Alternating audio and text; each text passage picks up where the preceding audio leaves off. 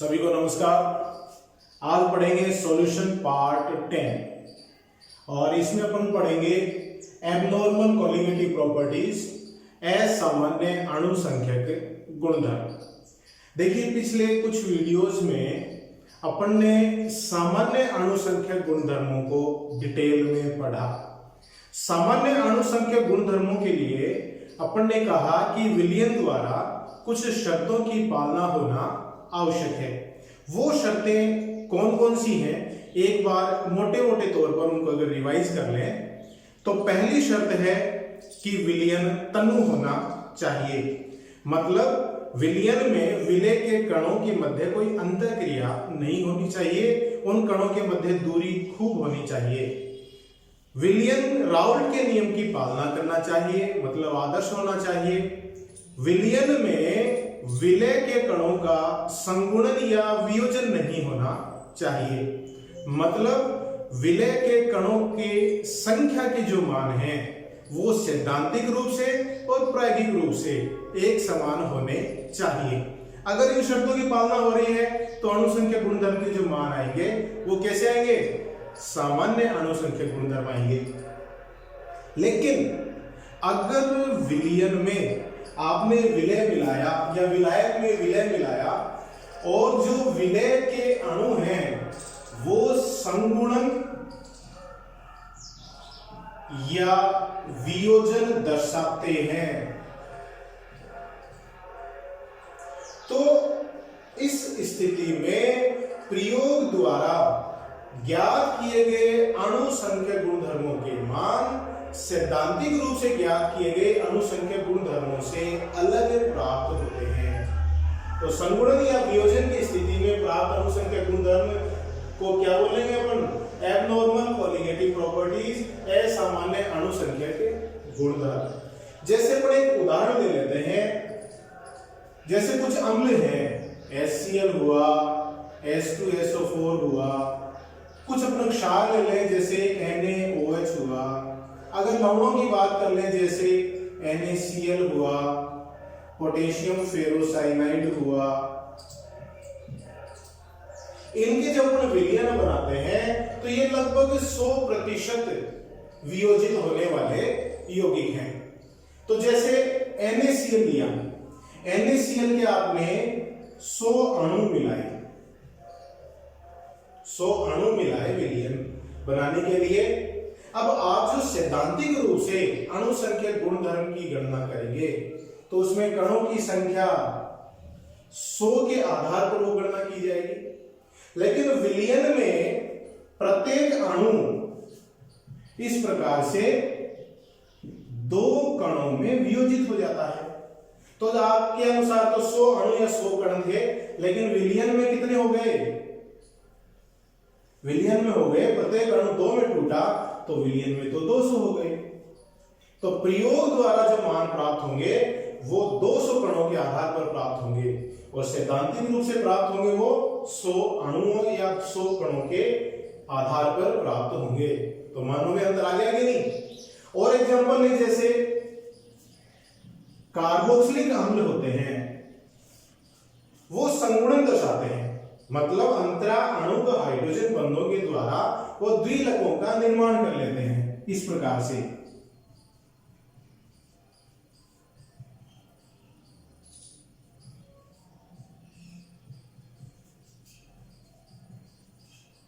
ये देखिए मैंने इन्हीं 2 अणुओं के मध्य अंतरा अणु के हाइड्रोजन बंधों द्वारा एक द्विलक का निर्माण आपके सामने किया है। अब मान लेते हैं कि आपने इसके 100 अणु हैं वो विलयन में मिलाए हैं या विलायक में मिलाए हैं, विलयन का निर्माण किया है। तो सैद्धांतिक रूप से जो अणु संख्या गुणधर्मों की गणना होगी वो इन 100 कणों के आधार पर होगी। लेकिन विलयन में क्या हुआ? 2-2 कण आपस में जुड़ के एक कण बना रहे हैं, एक ही कण हो गया द्विलक।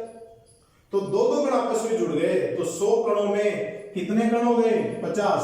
2-2 के जोड़े बन के आपस में जुड़ के एक कण हो गया, 2 का 1 कण हो गया तो 100 का 50 कण हो गए। प्रायोगिक रूप से जो अणु संख्या गुणधर्म के मान आएंगे वो इन 50 कणों के आधार पर आएंगे, है कि नहीं? तो सैद्धांतिक मान और प्रायोगिक मान में अंतर आता है। जब अणुसंघ के गुणधर्मों के मान में अंतर आ रहा है तो अपन जो अवाष्पशील विलेय के अणुभार की गणना कर रहे हैं उनके मान में भी अंतर आएगा। जहां वियोजन हो रहा है उन अणुओं के लिए जो अणु संख्या गुणधर्म के मान प्राप्त होंगे, प्रायोगिक अणु संख्या गुणधर्म के मान प्राप्त होंगे वियोजन की कंडीशन में, उससे जो अणुभार की गणना करेंगे उसका मान सैद्धांतिक रूप से अणु संख्या गुणधर्म के मान से कम प्राप्त होगा। और जहां संगुणन हो रहा है, जैसे ये वाला दो कण आपस में जुड़ गए, तो प्रायोगिक रूप से जो अणुभार का मान प्राप्त होगा वो अणुभार का मान सैद्धांतिक रूप से ज्ञात किए गए अणुभार से दुगुना प्राप्त होगा। तो यहां पर सैद्धांतिक मानों में और प्रायोगिक मानों में विचलन आ रहा है। यह किसकी वजह से हो रहा है? संगुणन या वियोजन की वजह से हो रहा है। अब ये विचलन कितना होगा उसको बताने के लिए 1880 में वॉन्टॉफ नामक वैज्ञानिक ने एक फैक्टर प्रस्तुत किया, एक कारक प्रस्तुत किया जिसे वॉन्टॉफ फैक्टर कहते हैं, वॉन्टॉफ गुणांक कहते हैं। वॉन्टॉफ फैक्टर आई के द्वारा प्रदर्शित करते हैं।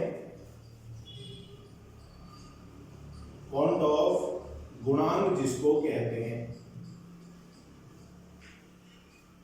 अणु संख्या गुणधर्मों के सैद्धांतिक और प्रायोगिक मानों के मध्य संबंध बताने के लिए 1880 में वॉन्टॉफ नामक वैज्ञानिक ने एक गुणांक प्रस्तुत किया जिसे वॉन्टॉफ गुणांक कहते हैं।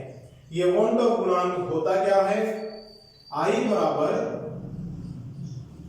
अणु संख्या गुणधर्मों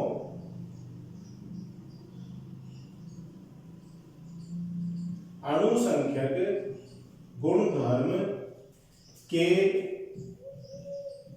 प्रायोगिक मान बटा अणुसंख्यक गुणधर्म के सैद्धांतिक मान।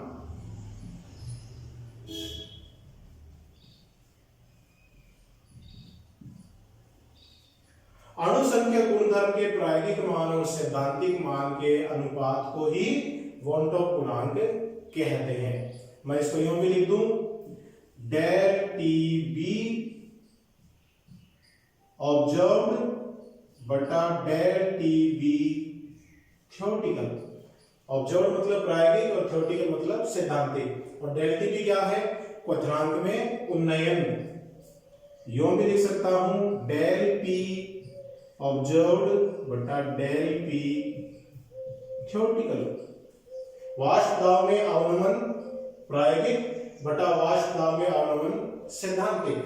वैसे ही डेल टी एफ ऑब्जर्व्ड बटा डेल टी एफ थ्योरेटिकल। हिमांक में अवनमन प्रायोगिक बटा हिमांक में अवनमन सैद्धांतिक बराबर पाई ऑब्जर्व्ड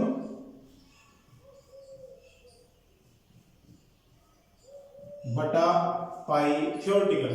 प्रासरण दाब के मान, प्रासरण दाब के प्रेक्षित मान बटा परासरण दाब के सैद्धांतिक मान। इस तरह से आई के मान लिख सकते हैं। अब चूंकि अणु संख्या गुणधर्म के मान अवाष्पशील विलेय के मोलों की संख्या के समानुपाती होता है, तो मैं यूं भी लिख दूं n ऑब्जर्व्ड बटा n थ्योरेटिकल। यहां n ऑब्जर्व्ड क्या है?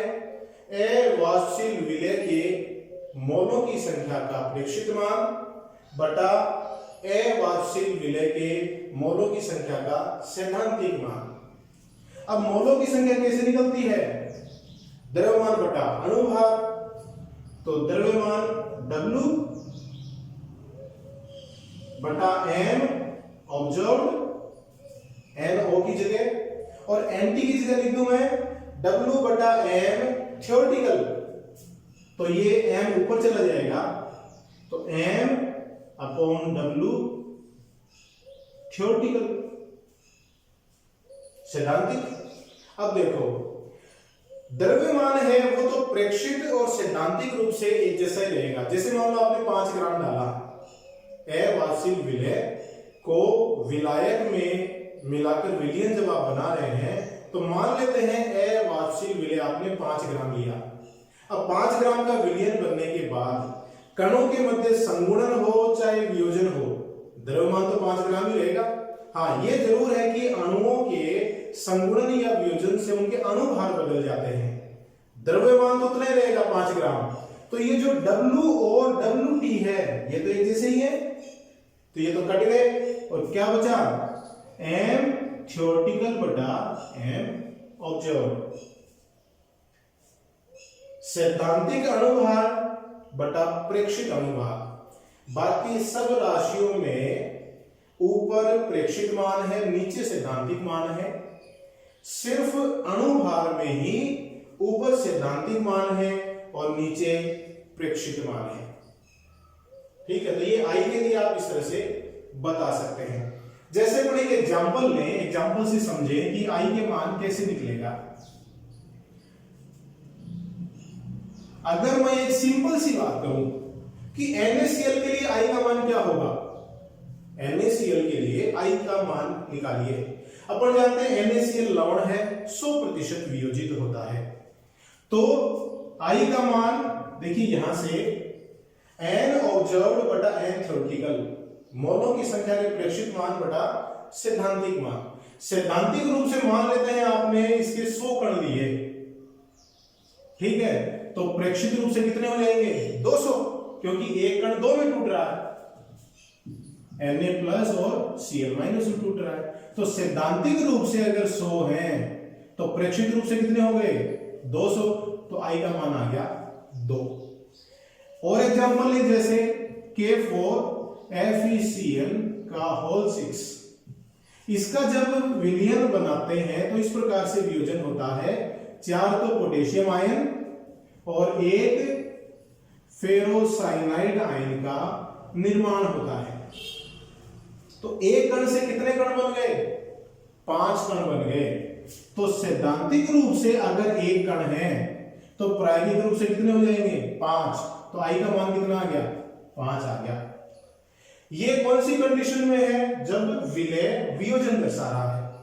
अब देखिए अगर संगुणन वाली कंडीशन ले CH3COOH और अपन मान लें कि विलय जितने भी इसके विलय के कण हैं, एसिटिक अम्ल के कण हैं, सब ने संगुणन दर्शाया है, 100% संगुणन हुआ है, तो ये क्या करेंगे, 2 कण मिलके एक कण का निर्माण करेंगे,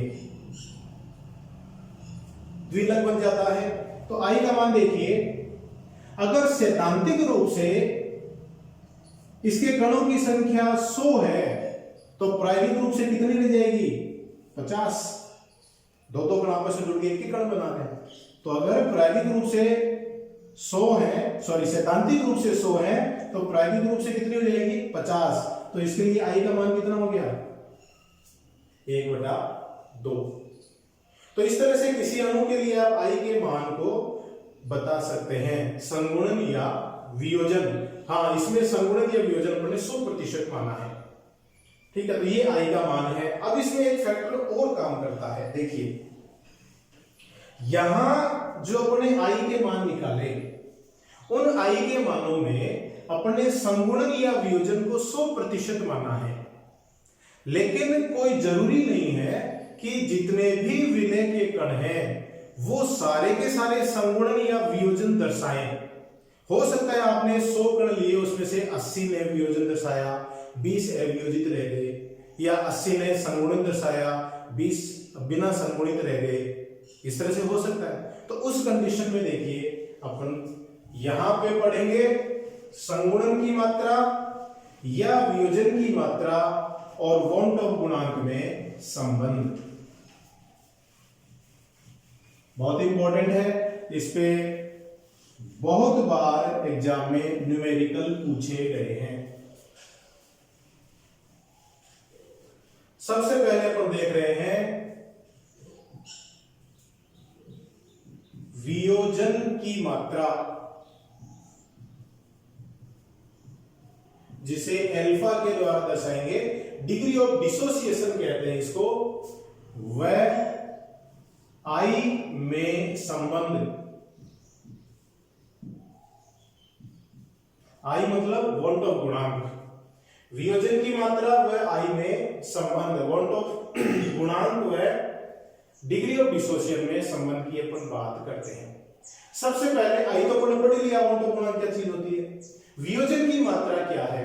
वियोजन की मात्रा है कि दिए गए विलय का वह प्रतिशत या वह अंश जो वियोजन दर्शाता है, उसे वियोजन की मात्रा कहते हैं।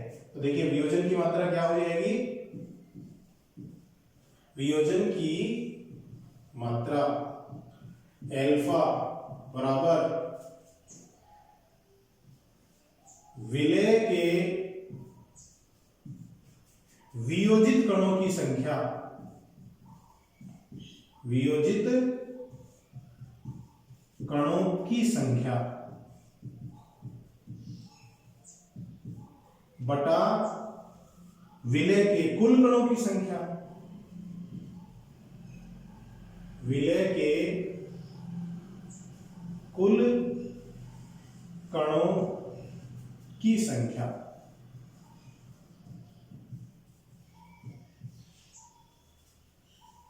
विलय जैसे आपने मान लो कुल कण लिए 100, तो कुल कणों की संख्या आ गई 100, उसमें से 80 वियोजित हो गए, तो वियोजित कणों की संख्या हो गई ऊपर 80, तो 80 बटा 100 और प्रतिशत में निकालेंगे तो ये हो जाएगा 80%।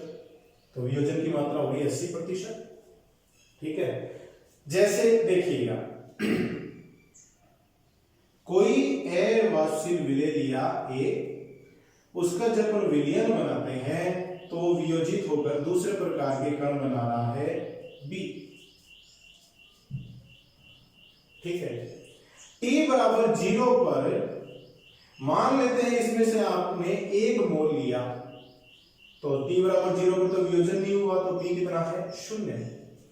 कुछ समय पश्चात इस 1 मोल में से अल्फा कण वियोजित हो गए, अल्फा कण वियोजित हो गए, बने कितने?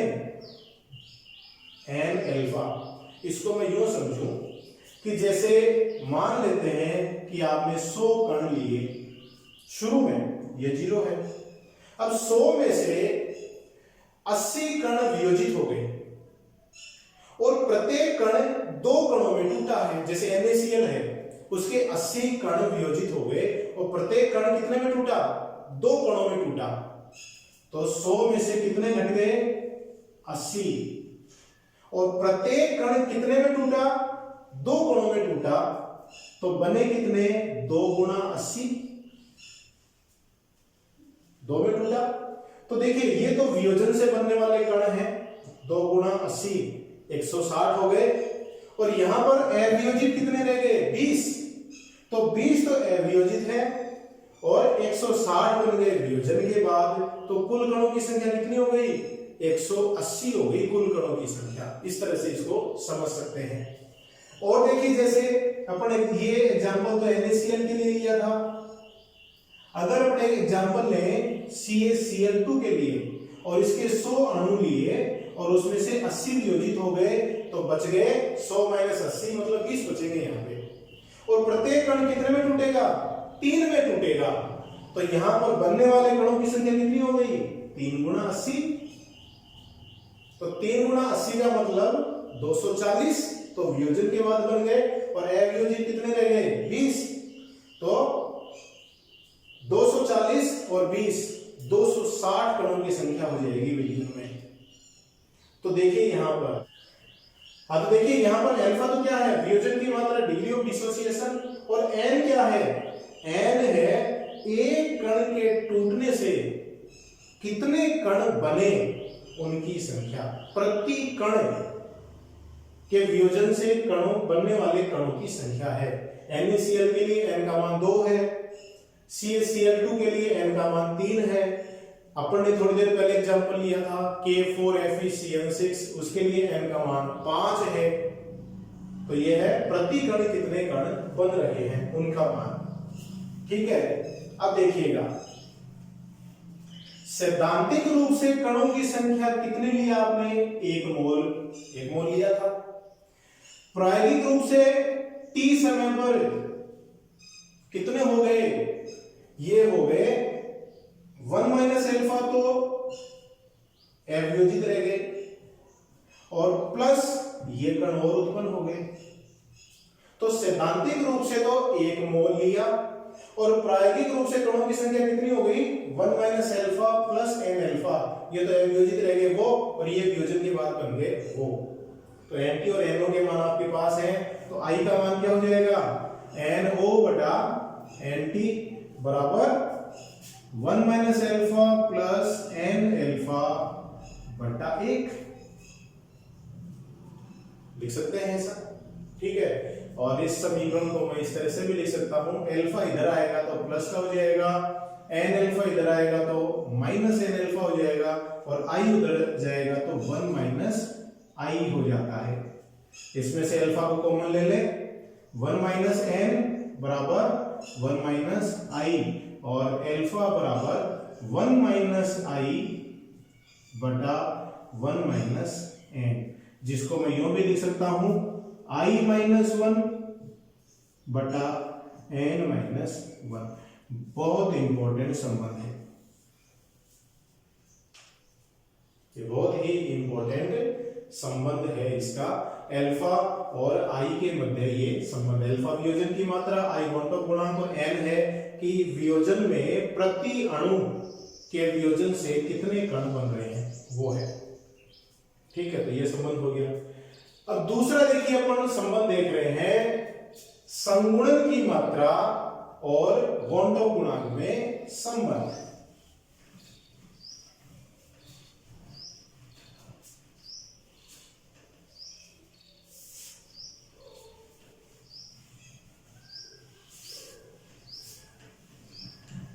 दूसरा संबंध है संगुणन की मात्रा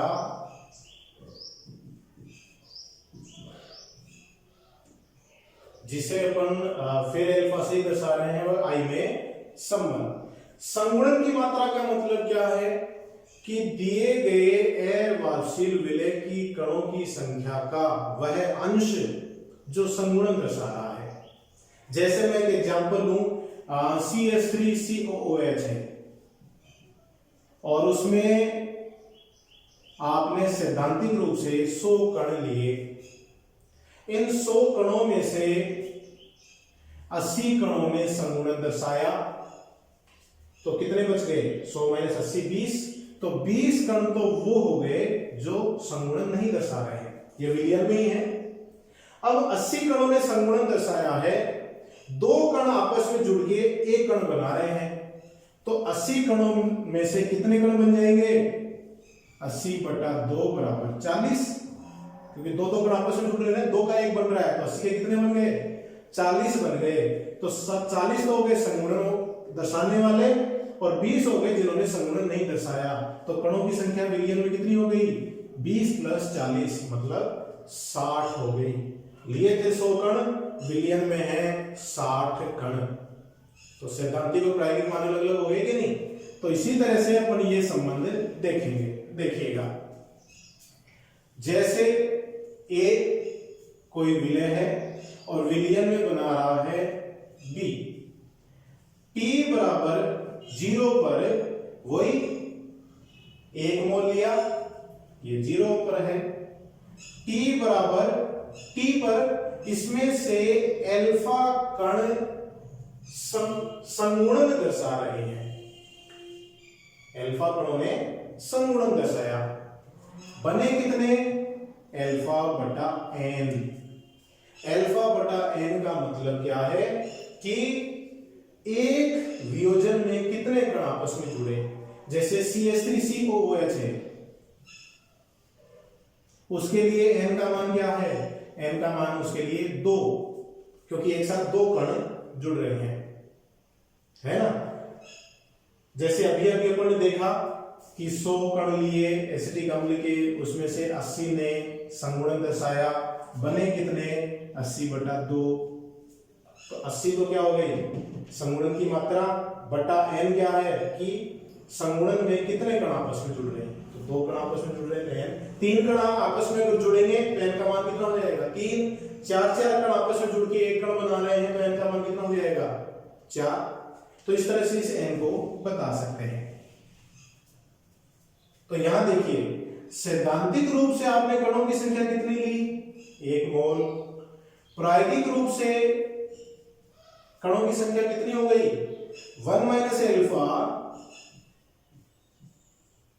जिसने संगुणन नहीं दर्शाया प्लस एल्फा बटा n जो संगुणन के बाद बने हैं। तो ये हो गया प्रेक्षित रूप से प्रायोगिक रूप से प्राप्त कणों की संख्या। तो i का मान कितना हो जाएगा i हो जाएगा n ऑब्जर्व्ड बटा n थ्योरेटिकल, जिसको मैं लिख सकता हूं 1 माइनस एल्फा प्लस एल्फा बटा n और सैद्धांतिक रूप से इसका मान है 1। अब इसको जब अपन हल करें तो n यहां पे एलसीएम आ जाएगा, तो n minus n alpha plus alpha बटा n और मैं n को इधर ले आऊं तो n i बराबर n माइनस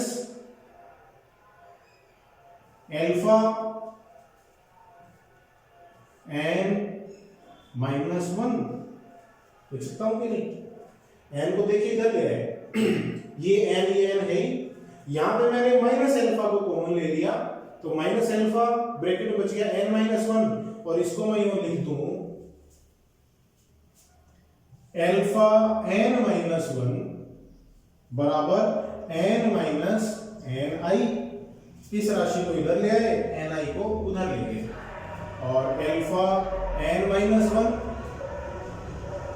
1 माइनस i और एल्फा बराबर n 1 माइनस i बटा n माइनस 1। ये एल्फा में और i में संबंध हो गया, मतलब संगुणन की मात्रा और वर्णक्रम गुणांक में संबंध हो गया। इसको मैं यो भी लिख सकता हूं n i माइनस 1 बटा 1 माइनस n, यो भी मैं इसको लिख सकता हूं। ऊपर नीचे दोनों तरफ माइनस से गुणा कर दिया तो यहां पर ऊपर हो जाएगा 1 माइनस i की जगह i माइनस 1 और नीचे n माइनस 1 की जगह 1 माइनस n। ये कब है जब अवाष्पशील विलय के कण संगुणन दर्शा रहे हैं। तो ये संबंध बहुत ही इंपॉर्टेंट है, संबंधों को सीधे भी पूछा जाता है, इस पे न्यूमेरिकल भी पूछे जाते हैं। आपको वर्णक्रम गुणांक क्या है पता होना चाहिए। यहाँ पर n क्या है, n है कि एक संगुणन में कितने कण जुड़ रहे हैं, और अपन ने जब वियोजन देखा था तो प्रति कण टूटकर कितने कण बन रहे हैं वो संख्या थी n की। तो ये सब आपको यहाँ पे पता होगा तो न्यूमेरिकल आसानी से आप हल कर लेंगे। तो ये आपका चैप्टर था सॉल्यूशन, जिसको अपन ने देखिए 10 पार्ट्स में पढ़ा है, 10 पार्ट इसके पढ़ लिए। एक पार्ट और पढ़ेंगे इसका, उसमें क्या होगा इसके बहुत ही इंपॉर्टेंट क्वेश्चंस पर अपन चर्चा करेंगे। कुछ क्वेश्चंस मैं आपको होमवर्क के रूप में दूंगा, कुछ क्वेश्चन को यहाँ पे हल भी करवाया जाएगा। एक वीडियो अपन ने इसके न्यूमेरिकल्स का पहले बना भी लिया है, जो अपन कंसंट्रेशन ऑफ सॉल्यूशंस क्या टॉपिक नाम से अपन ने बनाया था, न्यूमेरिकल उसमें लिए थे। मोलरता, मोल भिन्न के न्यूमेरिकल अपन हल करे थे। फिर भी कुछ न्यूमेरिकल्स और लेंगे कल अपन। तो कल जो अपन वीडियो इसमें बनाएंगे वो होगा कुछ important questions and related numericals, तो जरूर से देखिएगा। लेकिन प्रश्न वाला जो वीडियो मतलब वीडियो नंबर 11 देखने से पहले 1 से लेके 10 तक वीडियो आप अच्छे से देखें, उनको समझें, तो सारे क्वेश्चन बहुत आसानी से हल कर पाएंगे। तो ये विलियन नामक चैप्टर के थ्योरेटिकल पार्ट अभी अपन पूरा कर रहे हैं, कल अपन क्वेश्चंस वाला वीडियो बनाएंगे। तो घर पे रहिए, हाथ धोते रहिए, स्वस्थ रहिए और मेरे वीडियोस देखते रहिए। बहुत बहुत धन्यवाद।